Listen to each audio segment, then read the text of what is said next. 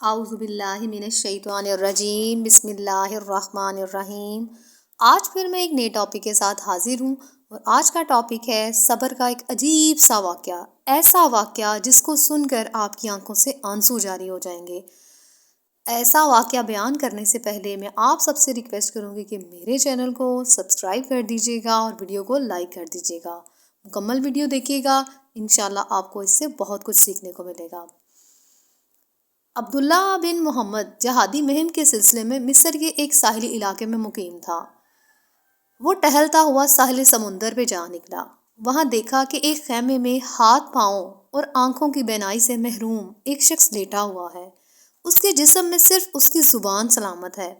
ایک طرف یہ عالم تھا اور دوسری طرف وہ کہہ رہا ہے کہ اے اللہ، مجھے میری نعمتوں پہ شکر کی توفیق عطا فرما۔ مجھے تو نے اپنی مخلوق سے بہت سے لوگوں سے فضیلت اور فوقیت بخشی ہے، اسی فوقیت پر مجھے اپنی حمد و ثنا کی توفیق عطا فرما۔ جب عبداللہ نے یہ دعا سنی، اسے بہت حیرت ہوئی کہ یہ آدمی بستر پر پڑا ہے، معذور ہے، نہ ہاتھ ہیں، نہ پاؤں ہیں، نہ آنکھوں کی بینائی ہے، پھر بھی اللہ کا شکر ادا کر رہا ہے۔ پھر عبداللہ نے اسے جا کر سلام کیا اور پوچھا، حضرت، آپ معذور ہونے کے باوجود اللہ پاک کی حمد و ثنا اور شکر ادا کر رہے ہیں، بتا سکتے ہیں؟ معذور شخص نے جواب دیا کہ آپ کو کیا معلوم میرے رب کا میرے ساتھ کیا معاملہ ہے؟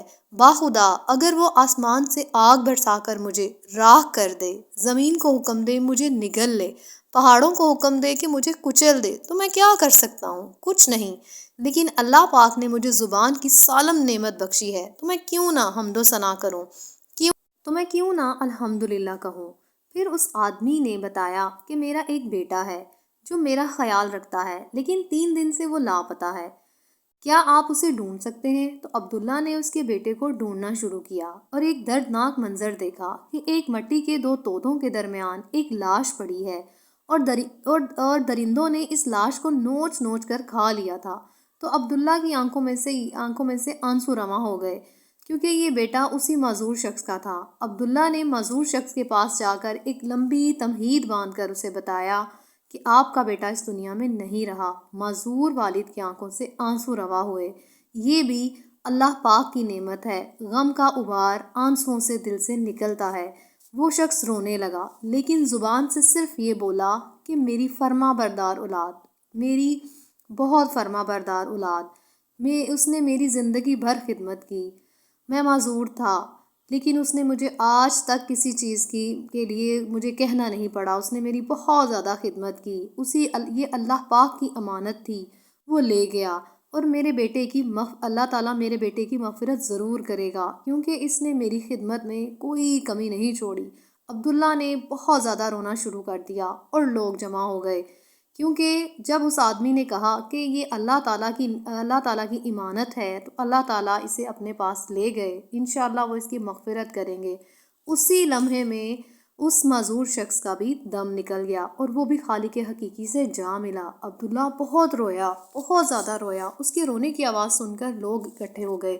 لوگ آ کر اس آدمی کا چہرہ چومنے لگے، لوگ اس کے چہرے کو اتنا چومنا شروع کر دیا، اس کی مغفرت کی دعائیں کیں اور بہت زیادہ اس کے بارے میں اچھے الفاظ بولنا شروع ہو گئے۔